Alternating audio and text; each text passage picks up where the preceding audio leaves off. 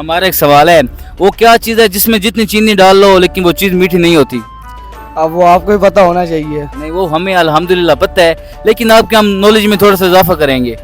हम तो अनजान जो बंदे हैं जी। कौन है ये लोग? कहां से आते हैं ये?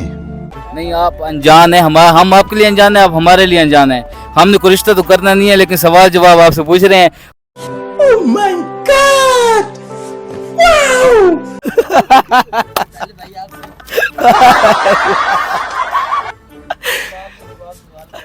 ऐसा आप काम करो ना, जैसे वो बोलते हैं कि पान में क्या डालूं, वो बोलते हैं रसगुल्ला डाल दें। नहीं नहीं नहीं,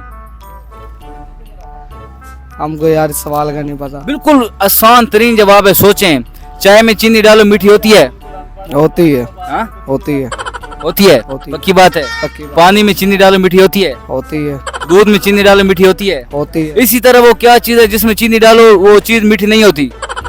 अब उसका क्या पता वो क्या चीज है। आप बताएं ना यार आप पढ़े लिखे हो, आपको पता होना चाहिए ना। यार। हम भी आपकी तरह ही अनपढ़ हैं। आप बिल्कुल आसान तो जवाब, अपना झूला चलाना है और कुछ करना नहीं है। बिल्कुल आसान जवाब। अच्छा, आप उस चीज में बहुत बारी चीनी डाल भी चुके हैं, लेकिन वो चीज मीठी नहीं हुई।